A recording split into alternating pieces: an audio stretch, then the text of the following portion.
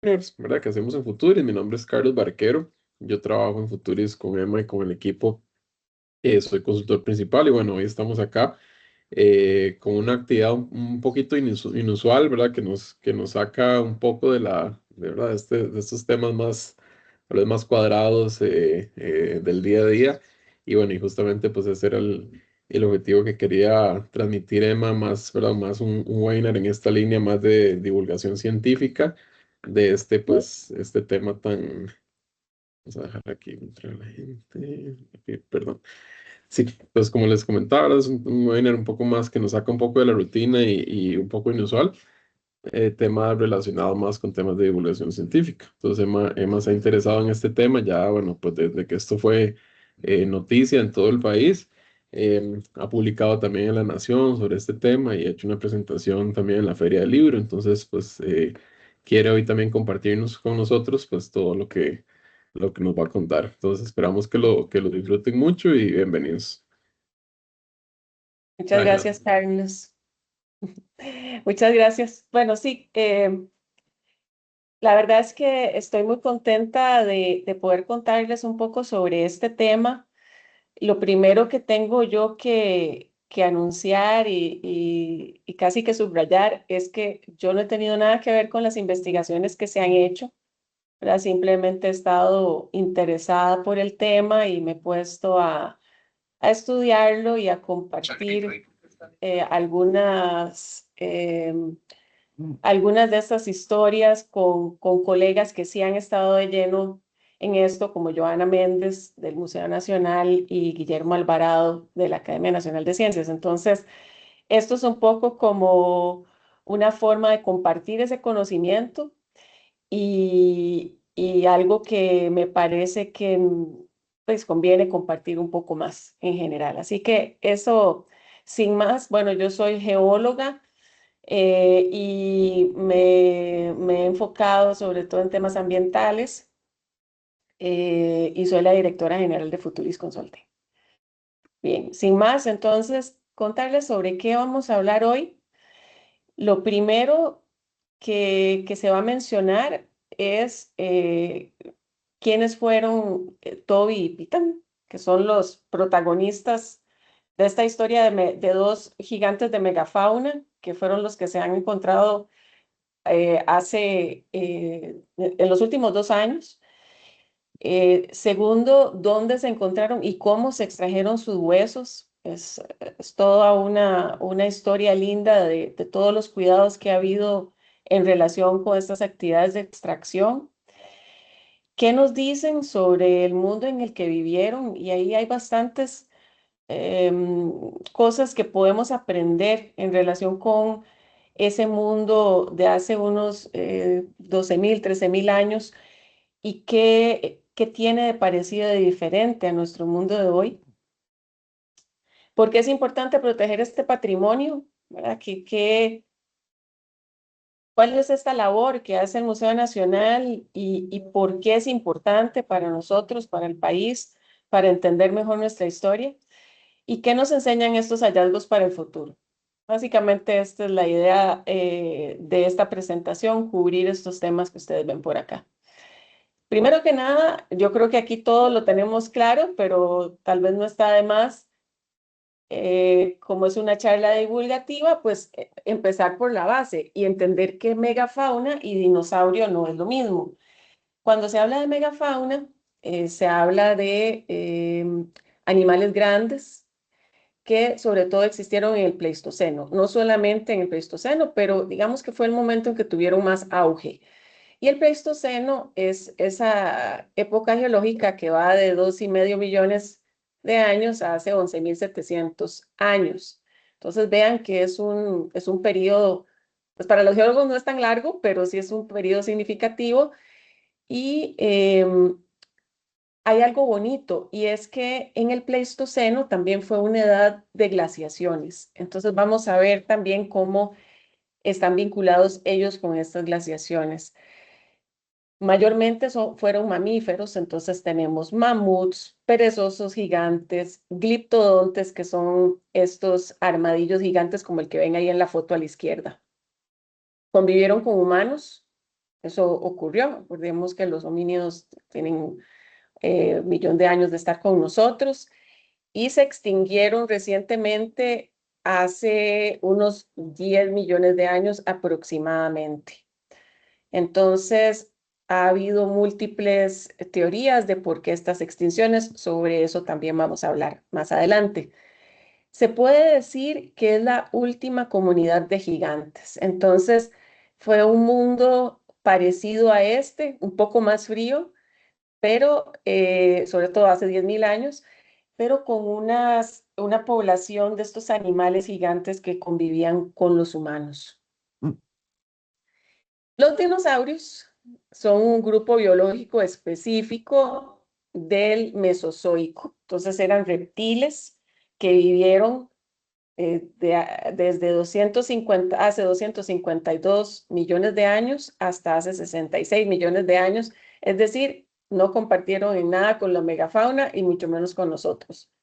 Todos fueron reptiles y ahí estamos familiarizados con algunos nombres: el tiranosaurio Rex, el Triceratops, y bueno, sabemos que se extinguieron hace unos 66 millones de años.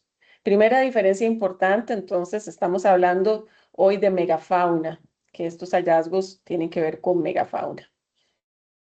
Y aquí esta imagen se las puse poco para que se pueda comparar los tamaños de la megafauna, que está en gris, y nuestros mamíferos actuales, que son bastante más pequeños. Vean ese perezoso gigante. Ese no es el de la misma familia que se encontró aquí, es parecido. Ese se llama Milodonte. Este que está acá, no sé si ustedes ven donde yo señalo sí lo ven con la flechita. Sí, ahí se ve. Ujú. Ok, perfecto. Entonces aquí tenemos ese milodonte, tenemos el gliptodonte que está acá y tenemos otros, este que se llama toxodonte, que es como una mezcla entre hipopótamo y rinoceronte, ¿verdad? Es una cosa extraña. Lastimosamente ya no los tenemos hoy con nosotros, a ninguno de ellos. ¿Qué tenían de particular esta megafauna? Pues vivían en un mundo distinto y se alimentaban de algunas frutas, árboles, como el aguacate. Y aquí quería detenerme un segundo en esto que es tan interesante, que son estas especies que se les llama anacrónicas. Estos, por ejemplo, el aguacate es una de las frutas de las cuales se alimentaban la megafauna, y así toda la dispersión de su semilla se hacía a través de estos animales, ¿verdad? Que se tragaban todo ese fruto y como eran tan grandes, pues esa semilla no les hacía ni cosquillas, se la tragaban y luego durante sus recorridos iban dispersando esas semillas una vez que había pasado por dentro de ellos. Entonces, es muy interesante porque, claro, el aguacate se benefició de esta dispersión que le hizo la megafauna, y a pesar de que estos animales se extinguieron, todavía los tenemos, gracias a que el ser humano probablemente se ha encargado de ir sembrando y haciendo algo de la labor que hacía estos animales antes. Obviamente nosotros no nos tragamos las semillas, pero lo podemos ir y sembrar.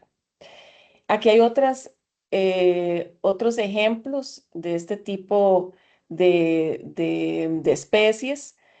Por ejemplo, el guapinol. Entonces, veamos cómo ellos también llegaban, comían directamente estas vainas y agarraban los frutos, igual que la fruta del jobo, por ejemplo. Todas estas son especies que en aquellas épocas se propagaban gracias al trabajo de esta megafauna que se encargaba de dispersar sus semillas.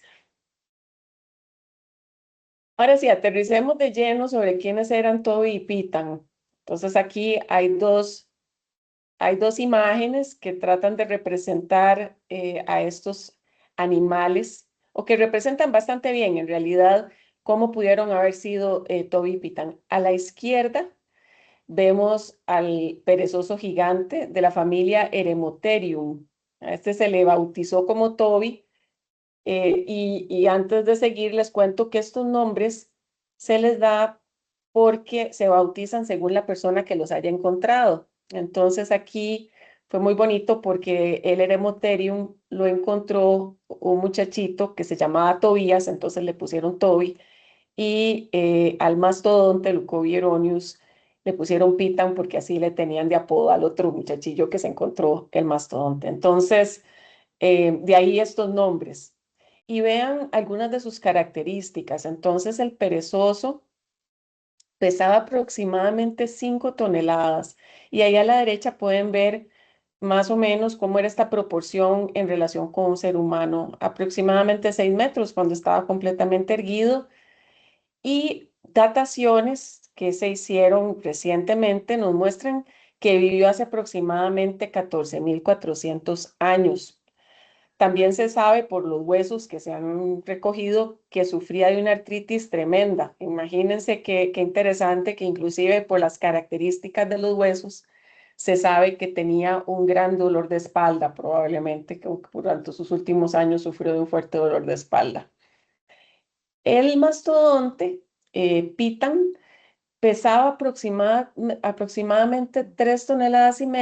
Es muy parecido a un elefante asiático, excepto por el tamaño de esas grandes defensas que tienen o colmillos que ustedes pueden ver ahí, que miden casi 2 metros, inclusive algunas veces más. Imagínense lo que iba a ir por el bosque con esos colmillos que muchas veces eran probablemente bien incómodos de tener, pero también pues le permitía defenderse contra otros animales o inclusive tumbar cosas, tumbar árboles, tumbar frutos. Entonces eran realmente animales muy grandes que teníamos acá en Costa Rica. La edad de Pitan fue de aproximadamente 13.400 años.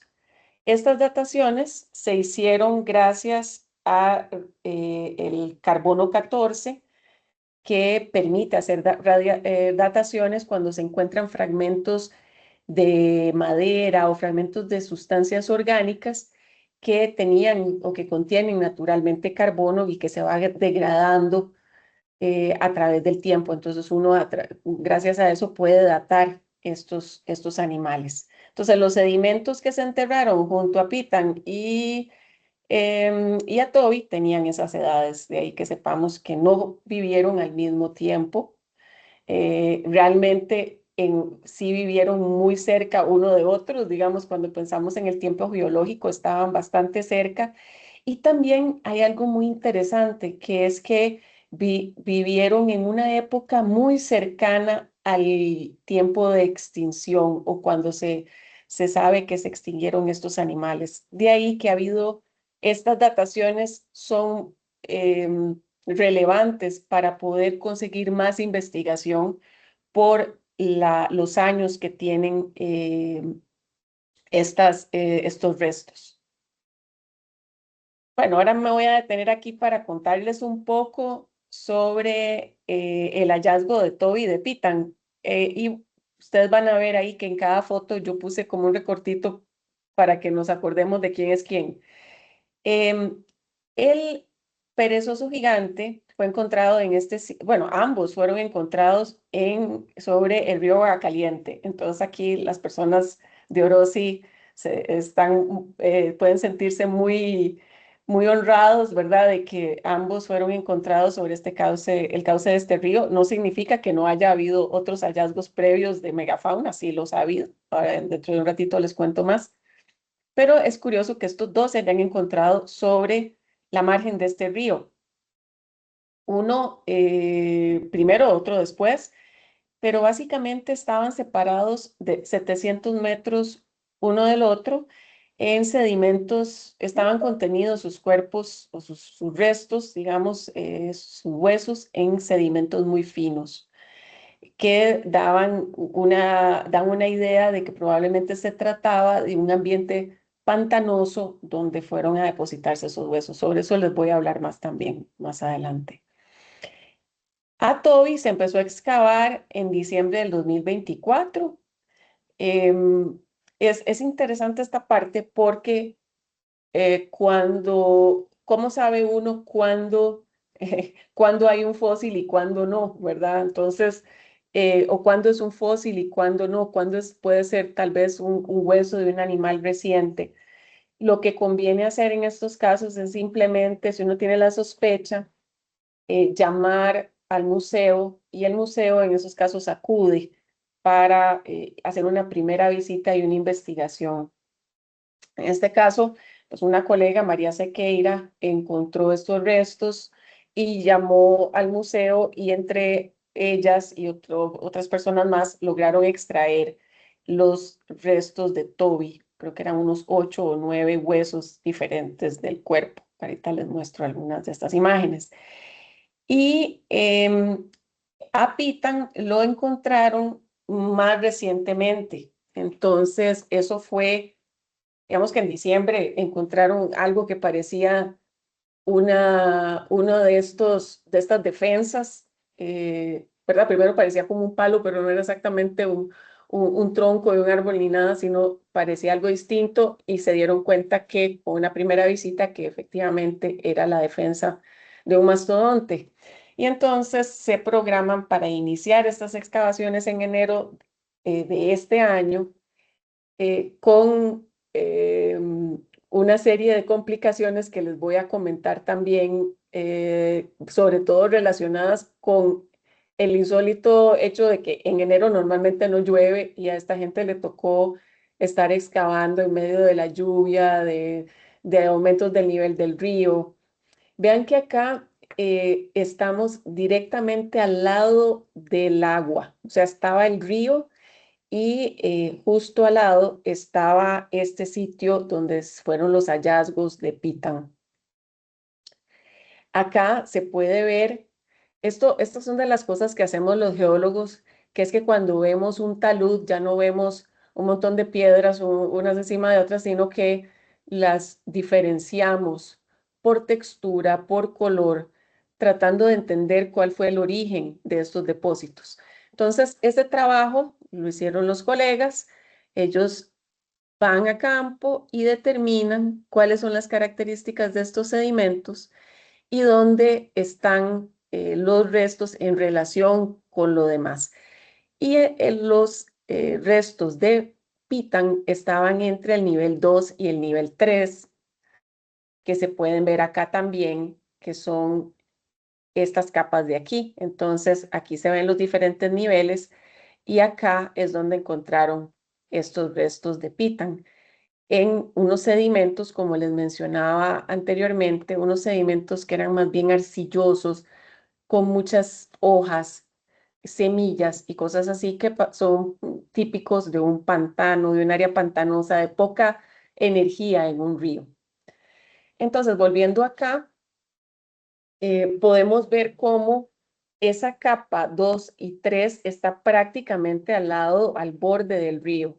Entonces, cualquier cambio en el nivel del río significaba que estaban trabajando en un ambiente completamente saturado, ellos mojados y los huesos pesados, ¿verdad? Cada vez más pesados, porque si yo tengo algo saturado, pues todo se vuelve como más denso, más pesado, saturado de agua.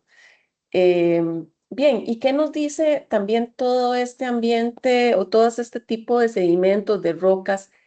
Esto, lo que probablemente fue, son también unos depósitos de ríos, se les llama depósitos aluviales. Entonces, probablemente este río tuvo un nivel más alto en cierto momento, depositó todo esto y luego con el tiempo ha ido cortando esos mismos depósitos. ¿Qué significa? Que estos ríos no son un ambiente estático, son muy dinámicos, ¿verdad? Nosotros estamos bien acostumbrados a esto cuando se sale el río, cuando ¿verdad? O existen todo este tipo de problemas porque la gente construye muy cerca de los ríos. Bueno, estos son ambientes muy dinámicos y vemos que en 10.000 años esto ha cambiado muchísimo. ¿Qué más les puedo contar sobre eso? Eh, Había otro tipo de retos también. Vean qué cerca que estaban de ese talud. Podía haber caída de rocas. y obviamente era un sitio bien complicado para trabajar. Por esa razón, por la cercanía del río, por lo mismo que les decía que todo estaba muy húmedo y también porque el río también lastimosamente está bastante contaminado y decían que había momentos en que era realmente muy desagradable estar ahí y como, ¿verdad? Con unos fuertes olores y pues la verdad es que es difícil trabajar en esas condiciones. A pesar de todo eso, todo el mundo estaba feliz, ¿verdad? Todo el mundo estaba feliz, trabajando en equipo con un equipo multidisciplinario en que se tenía a biólogos, geólogos, paleontólogos, arqueólogos, y entre todos fueron haciendo cosas, realmente un trabajo en equipo muy interesante. Ahí en esta imagen ustedes pueden ver abajo, en la foto de abajo a la izquierda, el área de excavación que está ahí en amarillo, que es un área muy pequeñita. Ahí podían solo trabajar unas 3 personas al mismo tiempo y por lo que simplemente por el área no se podía ir demasiado rápido. Cada uno de estos huesos había que, antes de sacarlo muchas veces para que no se deshicieran, había que cubrirlos de yeso. Entonces ahí se ven algunos todavía como blanquecinos y eso es por el yeso que se le pone encima para protegerlo de alguna manera del movimiento, de los golpes, pero también del oxígeno. Entonces es todo un trabajo que se hace con los huesos. Y eso fue, según nos cuenta Joana Méndez, o me contaba a mí Joana Méndez, un aporte importantísimo desde el punto de vista de los arqueólogos, ¿verdad? Entonces, geólogos trabajando con arqueólogos que les dan tips sobre cuál es la mejor forma de extraer esto. Se hicieron dibujos detallados, centenares de fotos para ver cómo estaban exactamente organizados estos huesos, porque también eso nos da pistas sobre si esto fue un sitio de depositación original de los huesos o si fueron movidos de su lugar original, de donde pudo haber muerto este animal.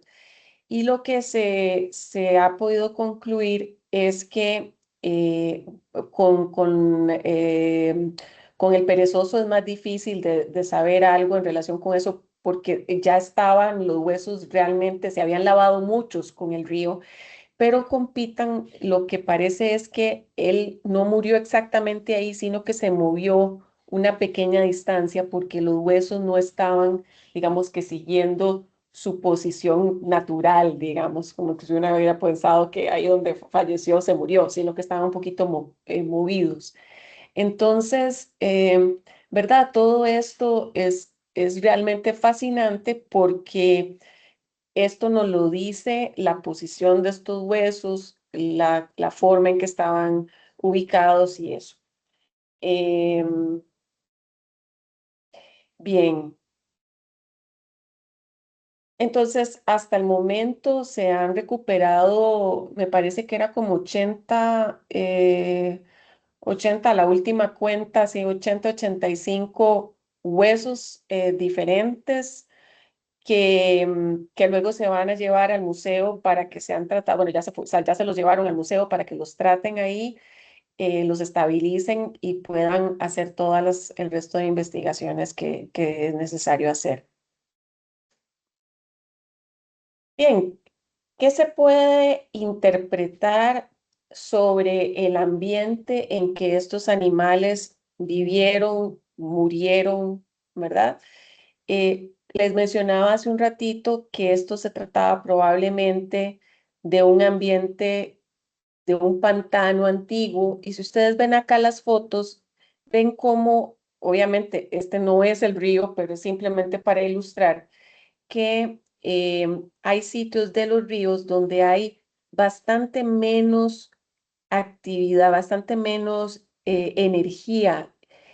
Por ejemplo, en este es un río meándrico que hace estas sinuosidades e inclusive en algunos casos esos meandros se pueden desconectar del curso principal y podría haber quedar estos pantanos separados. Pues podría ser que Toby y Pitan hayan vivido en un ambiente parecido a este por el tipo de sedimentos que encontramos en el sitio en que ellos murieron.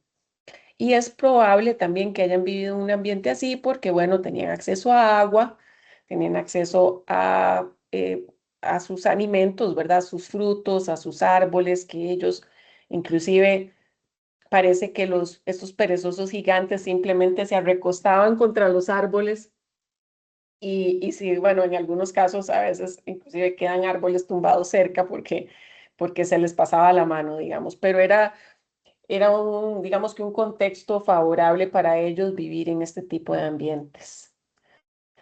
Sedimentos de grano fino y este tipo de cosas. ¿Qué más nos dicen los sedimentos? No había solo, digamos, lo que conocemos como arcillas o limos, sino que también había bellotas, bellotas de un árbol que hoy no vive ahí, necesita de una temperatura más fría para vivir ahí. ¿Y por qué es que ese árbol vivía ahí si hoy no podría vivir ahí? Porque hacía más frío. Hace 10.000 años hacía más frío.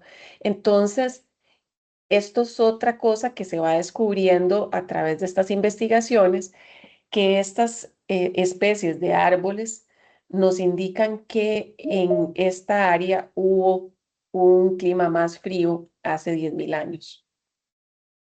Lo que coincide también con muchos otros hallazgos que ha habido a través del mundo que nos muestran que hace 20.000 hasta 10.000, 12.000 años, el mundo era mucho más frío que hoy. Y estamos hablando que en Costa Rica probablemente podía variar entre 5 y 7 grados más frío. Eso es lo que han podido eh, eh, evaluar los investigadores. Y vean cómo en este mapa se puede ver cómo la superficie terrestre era bastante más grande. ¿Por qué? Porque había más agua congelada. Había más agua congelada en los polos o cerca de los polos y había casquetes de hielo que se ven ahí como en un celestito, que vean todo lo que se extendían en el norte y en el sur. Entonces, todo eso era hielo. Por ende, había mucha agua congelada ahí, los mares estaban más abajo, tenían un nivel del mar más bajo y por eso había mucho más tierra. Entonces, de ahí estos cambios también en los niveles de los ríos, porque ha habido ¿verdad? Hoy el nivel del mar es más bajo y lo que ocurre es que tiende a haber más erosión para llegar a ese nuevo nivel de estabilidad, que es un nivel más bajo de los mares. En fin, tiene sentido dentro de lo que se ha visto con base en estos cambios y estos ciclos que existieron durante el Pleistoceno asociados a estas glaciaciones. Y no fue la única glaciación, fue un periodo en que hubo cientos de glaciaciones y hubo aumentos y disminuciones de la temperatura global en periodos más o menos largos de unos 100.000 años aproximadamente. Esto es muy relevante también hoy que estamos enfrentando esta situación de nuestro calentamiento global antropogénico, ¿verdad? Más bien provocado por el hombre, entendiendo que estos cambios que estamos provocando los seres humanos ocurren en un tiempo mucho más corto de lo que pudo haber ocurrido durante el Pleistoceno, en que teníamos estas épocas glaciares y no. Es cierto que la capacidad de adaptación de los seres es muy grande, mucho más la de los animales que la de nosotros los seres humanos. Pero sí es muy interesante también entender o estudiar este tipo de momentos, de cambios, de glaciación a periodos calientes, porque nos habla también de estos desafíos que pudieron haber habido, qué fue lo que exactamente ocurrió. Y tal vez una de las cosas fascinantes cuando se encontraron esos huesos fue de inmediato ver ¿Será que tienen alguna traza de una flecha de un ser humano o no? ¿Será que se murieron naturalmente o fue un ser humano que los mató? ¿O será que ellos murieron porque empezó a cambiar el clima? ¿O qué fue lo que pasó y provocó todo esto? Y de lo que se sabe hoy en día es que esto es probablemente una combinación de factores. Lo que hace falta son más hallazgos como estos para poder ir descifrando el gran rompecabezas que significa estos cambios en la fauna de nuestro pasado. A mí me gusta mucho esta imagen porque lo que muestra es cómo cambia el paisaje en un periodo interglaciar y un periodo glaciar. Es exactamente la misma montaña, pero vean cómo en un periodo glaciar, o sea, a la derecha, tenemos nieve, a veces hielo, tenemos un río bastante más pequeñito, ¿verdad? Probablemente porque había mucha de esta agua que más bien estaba congelada. Y cómo cambian las especies de árboles que yo tengo en relación con el periodo interglaciar, que es exactamente lo que está ocurriendo en Orosi. Digamos, hoy ese roble que encontraron, las bellotas de ese roble que encontraron, no vive a nivel del río, sino que vive más arriba. Es decir, antes, en el periodo glaciar, vivía, digamos que aquí, pero en el interglaciar vive aquí porque necesita de un clima más frío. Entonces, esos son, ¿verdad? Los hallazgos que indican también que son coherentes con esta idea del periodo glaciar e interglaciar. Para que ustedes vean qué bonito cómo uno va descubriendo cosas a través de la geología.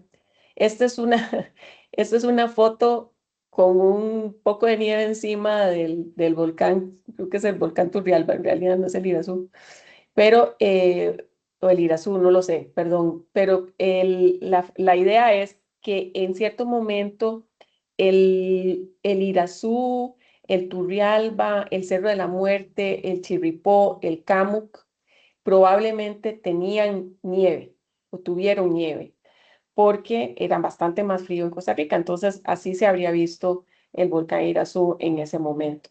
Y lo que muestra la imagen de la izquierda es cómo también el páramo, que hoy está restringido realmente a ciertos puntos, como el Cerro Chirripó, el Camuc, el páramo se habría extendido mucho más entre diferentes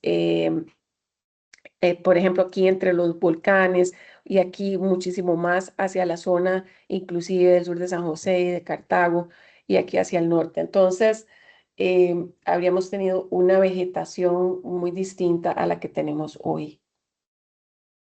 Ese es el páramo del cual les estoy hablando, que es lo que vemos hoy en el Cerro Chirripó, que es esta vegetación bajita, que, ¿verdad?, es muy característica de esas zonas. Voy a echar para atrás un poquito en el tiempo. El Pleistoceno, hablamos que empezaba con 1,5 millones de años. Hace 3 millones de años ocurrió algo que fue muy significativo para la fauna y la flora de América. Ustedes ven acá en esta imagen, este es el continente americano, y hace unos 3 millones de años se cierra el istmo centroamericano. Se cierra porque inicialmente Norteamérica y Sudamérica estaban separados, pero por la actividad volcánica, la subducción de placas, la generación de sedimentos y toda una serie de procesos, este istmo se fue cerrando y permitió que las especies de animales que estaban en Sudamérica migraran hacia Norteamérica y viceversa. Vean cómo que las que estaban en el sur eran estos perezosos gigantes, teníamos también los, ¿verdad? Estos, ¿cómo se llaman? Los armadillos, había también roedores, zarigüeyas, etcétera, que migraron del sur hacia el norte y del norte hacia el sur, los mastodontes, los felinos, los caballos, etcétera. Entonces, fue un momento importantísimo para que se trasladaran estos animales de un lugar a otro y llegaran a florecer, digamos, su época más floreciente fue durante el Pleistoceno, pero esta migración ocurre desde este momento en que ocurre este gran intercambio biótico americano, que fue también terrible, pues, sobre todo bueno, los carnívoros fueron quienes más se beneficiaron en este proceso, ¿verdad?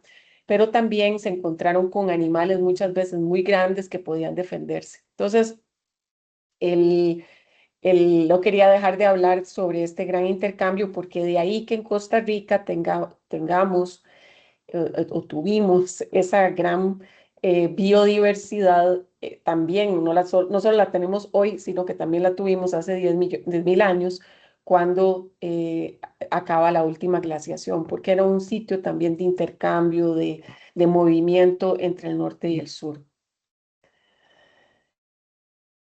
Ha habido bastantes estudios acá y hallazgos de megafauna en Costa Rica. Este es una publicación que hizo Guillermo Alvarado en La Nación, nos muestra todos estos animales que se han encontrado acá.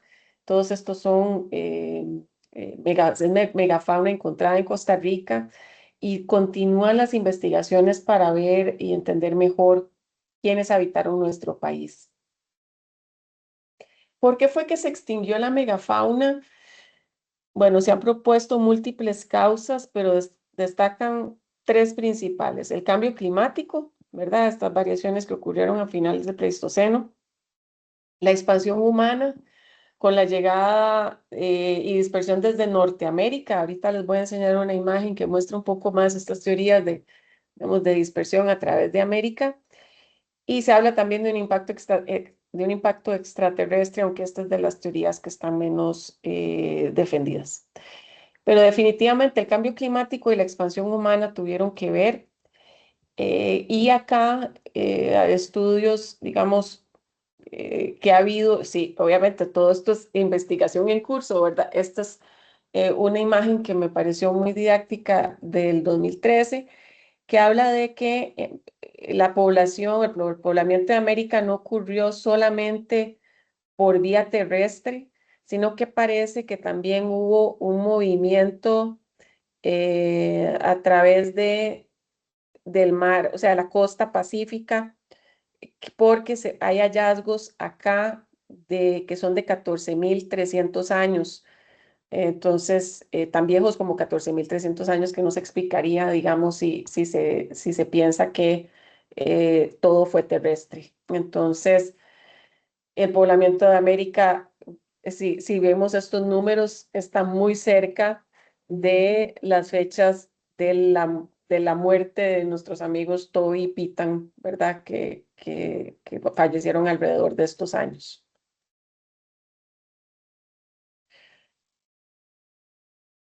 Tal vez puede parecer un poco lógico, pero no está mal siempre repetir que sin investigación y sin ciencia no vamos a entender nuestro pasado y por ende no vamos a poder entender bien nuestro futuro. Es muy importante el estudio del pasado para entender qué podría ocurrir a futuro. De aquí que la labor que hace el Museo Nacional para rescatar todo este registro fósil es importantísimo. Entonces, pues conviene siempre saber que tiene su valor, un valor importante que también es importantísimo que quienes retiran esos huesos de su lugar original lo hagan siguiendo criterios científicos para poder hacer estas reconstrucciones y no simplemente llegar y decir, ay, qué bonito, tengo un hueso de mastodonte, ¿verdad? Entonces, es muy importante el compromiso que tiene el Museo Nacional para con la ciencia y la conservación. El- Ahí ven ustedes en esas fotos de arriba cómo se envolvieron estos huesos, cómo iban todos etiquetados, forrados de yeso, de plástico y todo para protegerlos y transportados casi por 300 metros del cauce del río, con un montón de piedras sueltas, redondeadas, en camillas, ahí que, o sea, ellos fueron, no sabían que se iban a encontrar ahí. Y sinceramente fue un ejercicio creativo de cómo hacemos para sacar esto de la mejor forma, ¿verdad? Ir aprendiendo sobre la marcha y entendiendo cuáles eran las mejores formas de hacer este trabajo. Quería mostrarles también porque para mí esta imagen es súper reveladora. Estas son las fotos, estos son los huesos, son dos vértebras, son vértebras torácicas de un perezoso gigante, la de arriba, y abajo chiquitito, vean la del perezoso de hoy en día, el perezoso de 2 dedos. Vean el contraste de tamaño y las similitudes también en la forma entre el perezoso gigante y el perezoso de hoy. ¿Sobre qué más va a investigar la gente del Museo Nacional? Pues están haciendo el curado, estudio de fósiles, podrían hacerse estudios de ADN para entender bien, un poco mejor esta historia evolutiva. Permitirá también explorar posibles interacciones entre humanos y megafauna.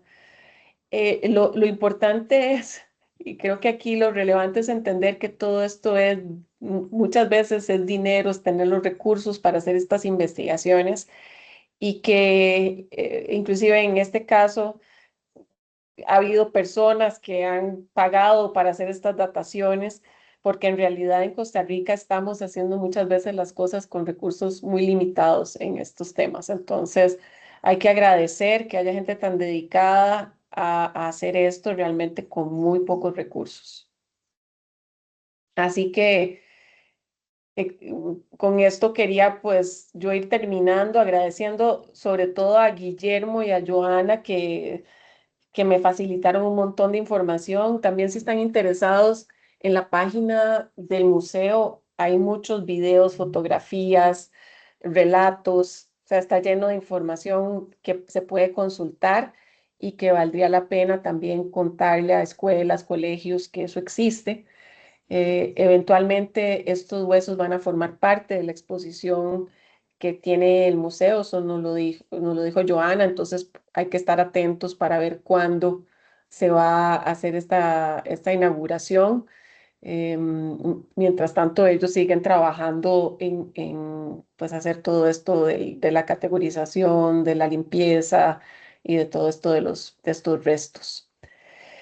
Y finalmente, pues había que mencionar que estas son nuestras dos nuevas mascotas, o por lo menos fueron muy populares cuando se anunció su hallazgo, y nos habla también sobre nuestra necesidad de entender mejor quiénes somos, cuál es nuestra identidad, quiénes vivieron aquí antes de nosotros, y entender que somos nada más pasajeros en este mundo, que antes de nosotros existieron ciertos animales, ciertas plantas, y nosotros nada más estamos de paso por acá, ¿verdad? Y yo creo que esas nociones de fragilidad, de humildad, de vulnerabilidad, a los seres humanos nos cuesta entender, y tener hallazgos como estos, detenernos a investigarlos, a explorarlos, lo que nos recuerda es que sí, eran muy lindos y todo, y también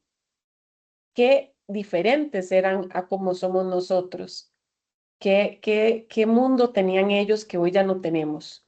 Entonces, es toda una reflexión, ¿verdad? Se puede decir hasta sociológica, porque, ¿verdad? La gente de Cartago se adueñó de ellos y es muy lindo, ¿verdad? Porque tiene que ver con ese reconocimiento de que ellos también son nuestros o de alguna manera vivimos en comunidad, aunque sea en momentos diferentes. Entonces, con esto termino, les agradezco mucho que me hayan escuchado y más bien si tienen alguna pregunta, aquí dejamos un espacio para responder, si puedo, a sus consultas. Muchas gracias.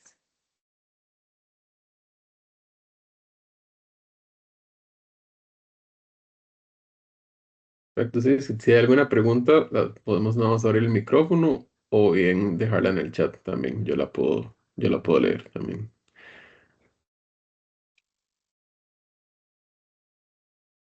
Y no, yo tengo una también. Nada más era Dale, Carlos. como digamos, de curiosidad, digamos, el sitio donde se encontraron ellos fue más un tema de casualidad, ¿verdad? ¿Eso quiere decir que probablemente ahí haya algo más o no necesariamente como tan precisamente así? Buena pregunta. Sí, fue casualidad, pero a ver, ahí estaban haciendo extracción de material, ¿verdad? Y creo que MECO tiene, es MECO o alguna de estas empresas que están sacando material de río de por ahí. Y la geóloga que estaba a cargo de esa extracción fue quien, ¿verdad? Alertó o le dijeron los mismos trabajadores, ella reaccionó y logró hacer todo este proceso, ¿verdad? Gracias a que había pues una persona que sabía cómo era la ruta para poder pues seguir con una posible excavación. Y a ver, es posible que haya más huesos, inclusive no se han podido sacar todos los huesos de Pitán porque está muy cerca del talud. Entonces ya llegaron a una posición del talud que es muy comprometida desde el punto de vista de estabilidad. Entonces, la única forma de sacar esos huesos sería que se construyera algún tipo de, ¿verdad?, de muro de retención o algo que haga que cualquier roca que caiga no les vaya a caer encima. Pero bueno, entonces ya probablemente eso no va a ocurrir y hasta ahí llegue eso. ¿Es posible que haya otros? Probablemente sí, porque parece que era como un sitio en que, ¿verdad? Había como bastante actividad biológica. Entonces, em, ojalá que quienes vayan ahí a seguir haciendo esta extracción logren tener ese ojo fino y no entren con palas y con, ¿verdad?, retroexcavadoras y todo de una sola vez sin fijarse eventualmente si puede haber algunos restos. Ujú. Pero sí, es buena la pregunta. Es posible que sí, pero bueno, esto estaba Ok. literalmente en Ajá. un frente de excavación de ellos. Muchas gracias. Ujú. Ok, perfecto. Bueno, Bueno, yo ¿alguna tengo otra 20 minutos. pregunta, Ujú. consulta? Hola, bueno, muchísimas gracias por la presentación. La verdad está muy Ujú. interesante. Yo tengo una pregunta igual muy relacionada como al sitio donde se hizo el descubrimiento y era más que todo si hay, digamos, alguna particularidad o algo que hiciera que se conservaran los fósiles porque, bueno, también como, no sé, en mi imaginario, los sitios donde se hacen como este tipo de descubrimientos siempre son como, no sé, lugares muy desérticos o zonas muy diferentes a donde se hizo este descubrimiento. Entonces, tengo Sí, como esa duda. qué buena pregunta, Daniel, y lo debe haber dicho. Sí, ¿verdad? Nosotros estamos habituados a ver en las películas de Indiana Jones, ¿verdad? En el desierto y como con todo este ambiente más bien seco que permite o facilita la conservación de los restos. Ese no era el sitio. Sin embargo, la preservación se da porque se deposita con sedimentos muy finos que hacen que tengan poco contacto con oxígeno y por ende se preserven mejor.